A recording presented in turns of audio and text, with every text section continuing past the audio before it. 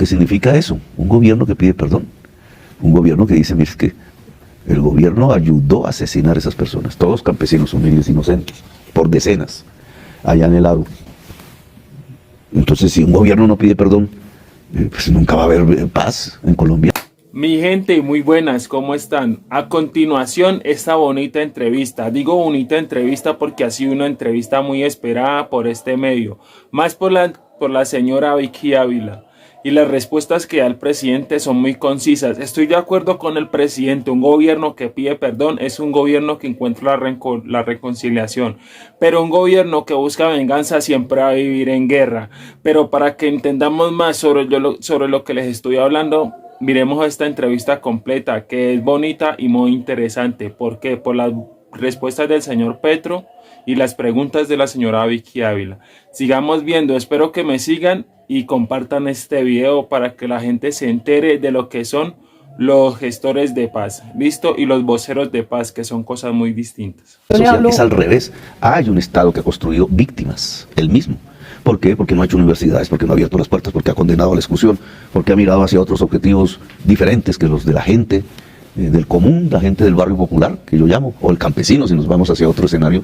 Un Estado que vuelve víctima al campesino, ¿cierto? Que se dedica a perseguirlo, a fumigarlo, a meterlo preso. Un Estado que se dedica a perseguir al joven porque se comporta de una manera que no le gusta al jefe del Estado. Y entonces un Estado que va metiendo a la cárcel a los jóvenes, a los campesinos, a las mujeres. Eso no es un Estado democrático, no es un Estado víctima, es un Estado victimario. Una protesta social nunca se da porque sí. No es como estas teorías de la conspiración de la extrema derecha, que por allá, Cannon, por ejemplo, en Estados Unidos. No, la protesta social, cuando es masiva, cuando no estás hablando de algo puntual, una persona, una comunidad indígena que tiene un problema específico, no, cuando es masiva como la fue, es porque el que está fallando es el Estado, no la sociedad. Deje hablar, señora, para que hace una pregunta, si va a estar interrumpiendo. Sigamos. Dice a las víctimas de estas personas que están presas, que se sienten que no las tuvieron en cuenta, que sienten que están premiando a quienes les causaron un daño de una forma u otra, presidente. Y paradójicamente las víctimas es el Estado, porque la protesta social era contra el Estado. Y entonces tienes una paradoja, tienes una sociedad civil que consideras victimaria y un Estado que consideras víctima. Es al revés. Si no hubiera ocurrido la protesta.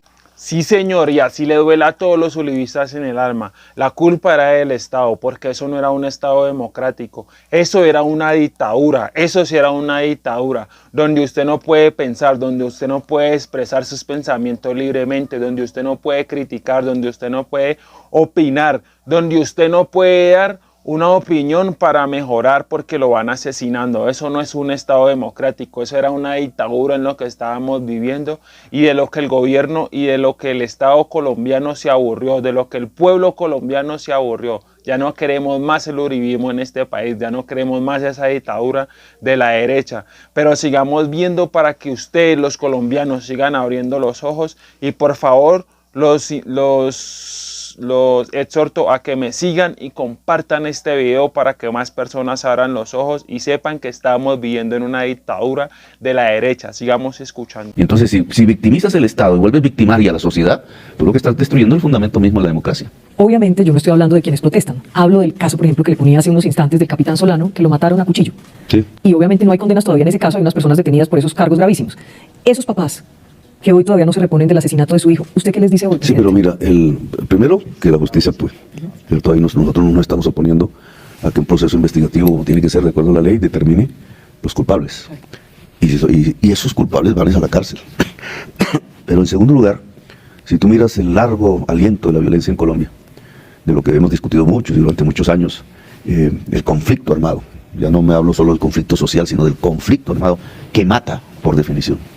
Sí, señora, el presidente tiene toda la razón. Los enfrentamientos lo que dejan son sangre, el enfrentamiento lo que deja son muertos por una guerra en la que solo morimos los pobres. Y lo más triste es que es una guerra que ustedes los ricos quieren patrocinar, quieren que esto siga pasando en el país, porque ustedes no ponen sus hijos. Somos nosotros los pobres los que ponemos los hijos. Somos nosotros los pobres los que ponemos el pecho por la patria.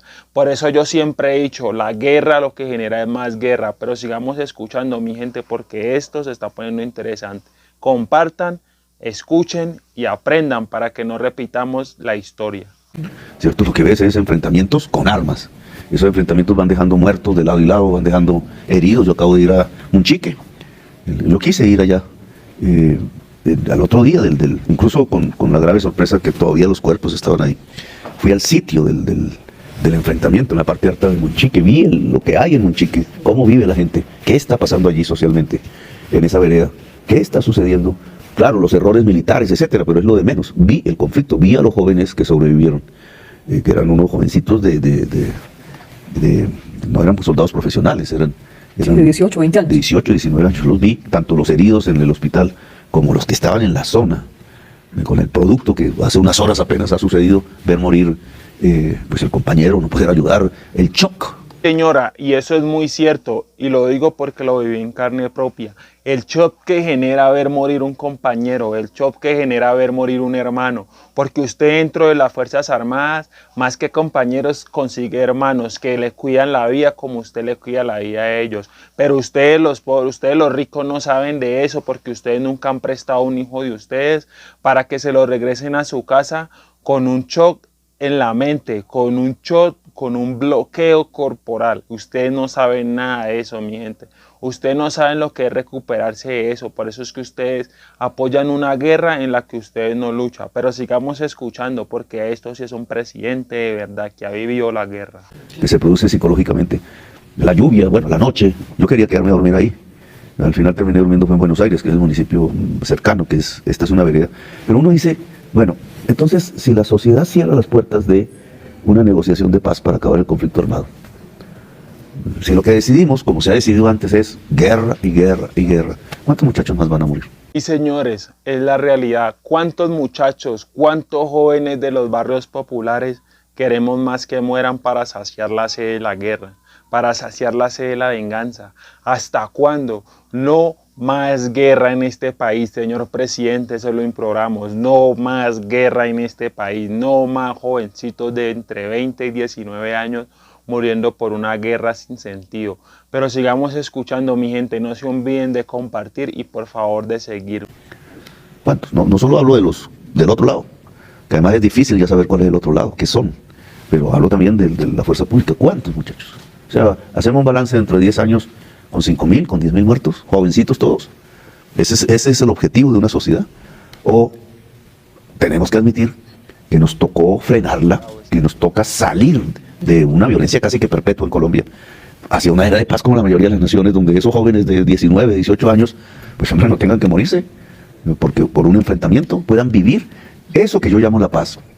Eso es la paz, que nuestros jóvenes, en vez de ir a morir a la guerra, se instruyan, estudien, generen un futuro, creen un futuro para ellos y sus familias, porque estos jóvenes son los que nos van a reemplazar en 30, 40 años. Tengamos eso muy claro, mi gente. No creamos que la juventud de nosotros va a durar para siempre, nos vamos a hacer más viejos. Y estos jóvenes que vienen atrás de nosotros son los que van a tomar el poder en este país. Entonces tenemos que instruirlos, estudiarlos, que aprendan valores. Eso es lo que tenemos que enseñarle a nuestros hijos. Pero sigamos escuchando para que la gente siga abriendo los ojos y le sigan explicando lo que se quiere hacer con la juventud. Claro, tú puedes decirme, ¿y qué pensará el familiar del jovencito muerto? Por ejemplo, es una pregunta pertinente. Yo hablé con los familiares que también estaban en nuestra... ¿Sabes quiénes eran los familiares de esos? Era una vendedora ambulante de Puerto Tejada, era una señora del Patía muy humilde, era un campesino cafetero de Santander, que era el papá del teniente que quedó sin un ojo y estuvo a punto de morir, etcétera. Son gente tan humilde que entonces tú te preguntas, si yo pudiera tener las mamás también de los que hicieron los que llegaron ahí a enfrentar, te puedo decir que también es una vendedora de Puerto Tejada, que también es un señor muy pobre, es una gente humilde matándose entre sí. Por más que usted busque entre los familiares de los soldados, usted lo que va a encontrar es gente pobre, gente humilde. Usted no va a encontrar un papá de un soldado regular que viva en el norte de la ciudad de Bogotá, que viva en el sur de la ciudad de Cali. Usted no va a encontrar un joven, usted no va a encontrar un padre y un soldado regular en Medellín que viva en las mejores comunas de Medellín. No, señor, usted lo que va a encontrar detrás de estos soldados rasos es gente pobre, porque somos los pobres los que vamos a la guerra, repito.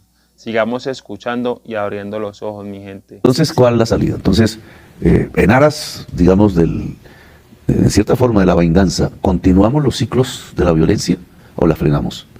¿Qué es lo que hoy es pertinente, decir como las personas afectadas, que son víctimas, ¿cierto? Su razón de ser es que no haya perdón, que no haya reconciliación, que no haya un proceso que finalice la violencia, sino que cada vez sean más y más las víctimas. Esa es una lógica que una víctima quizás esté pensando, yo creo que no. No, las víctimas no piensan eso, porque las víctimas no quieren más sangre. Por más venganza que una persona pobre en el país quiera, no va a querer más hijos de otro morir. No, eso lo piensa el Estado, porque le conviene. Ese gobierno pasado, esos gobiernos pasados que solo pensaban en lucrarse de la guerra, pues llegó el cambio. Y eso es lo que nosotros apoyamos en las elecciones pasadas. Así que mi gente, no se cansen de apoyar y escuchen los de palabra del presidente. Les está explicando por qué se debe acabar la guerra en Colombia. Porque somos los jóvenes, los que votamos por él, los que estamos muriendo. Pero sigamos escuchando esta última parte. Espero que me sigan y compartan este video, mi gente. Entonces es un gobierno que quiere volverlo a repetir y que le parece bien que hay que repetir eso. Y eso es un aspecto de la violencia, no es todo, todos lo sabemos. Pero entonces los gobiernos que permitieron la masacre, pues hoy un gobierno como el mío no está en esa disposición. Pero la justicia dice pide perdón. ¿Por qué no se puede pedir perdón? Yo lo que encontré fue víctimas perdonando también. No esa hoguera de las pasiones y de la venganza, de que esto se cobra y ojo por ojo, diente por diente. Porque si la sociedad colombiana puede durar otro siglo en violencia, y una sociedad con un siglo de violencia, nosotros llevamos 2 siglos, pues no prospera, no puede progresar. Va condenando a su juventud, la va autodestruyendo. Yo siempre lo he dicho en mis lives y se los he dicho en mis videos. Llevamos 2 siglos de guerra en la que no se ha conseguido nada. Lo único que se ha conseguido en el país es sangre, es más muerte. Entonces, ¿hasta cuándo vamos a seguir con esto, mi gente? Ya es hora de que la guerra se acabe y que todos podamos vivir bien dentro de este país tan hermoso que es Colombia y que tiene Producto Interno Bruto para todos. No tenemos que matarnos por dinero. Lo que viene ahorita es una hambruna terrible, así que lo que tenemos que hacer es tratar de vivir bien. La última parte, mi gente, de este video. Muchas gracias, espero que me sigan y compartan. Presidente, los policías que están presos por alguna situación, sindicados también de delitos durante el paro, ¿esos van a quedar en libertad? Es el Estado. Entonces, de nuevo te repito, por un juego político, mediático, la sociedad se volvió la victimaria y el Estado la víctima. ¿Cierto? Así es como hoy una parte de la opinión pública ve ese problema de hace 2 años, que llamamos el estallido. La sociedad la victimaria porque salió a protestar y el Estado la víctima porque reprimió la protesta y mató. Mató 100 jóvenes. Bueno, las cifras exactas ya le corresponde a los jueces decirlo. Un Estado no puede matar. Eso es un no. Eso los policías no van a salir. Un Estado no puede torturar. Un Estado no puede ser peor que los criminales. Un Estado no puede ser manejado por los criminales, porque ¿sabes qué produce? Un genocidio. Eso no lo produce la sociedad, lo produce el Estado. El Estado tiene la potencialidad del genocidio por el poder que maneja. Pero no. Sí, señor. Los policías fueron víctimas del Estado que los presionó. Los policías fueron víctimas del Estado. Los jóvenes que están en la cárcel porque asesinaron fueron víctimas del Estado. Pero los que se activaron fueron ellos. Y cada uno tiene que responder por su situación.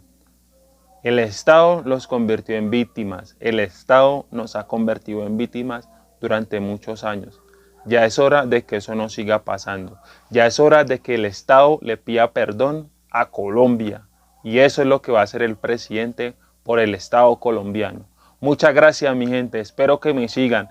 Compartan este video para que más personas abran los ojos y no repitamos la guerra, por favor. No repitamos lo que ha venido pasando durante 200 años. Muchas gracias por el apoyo.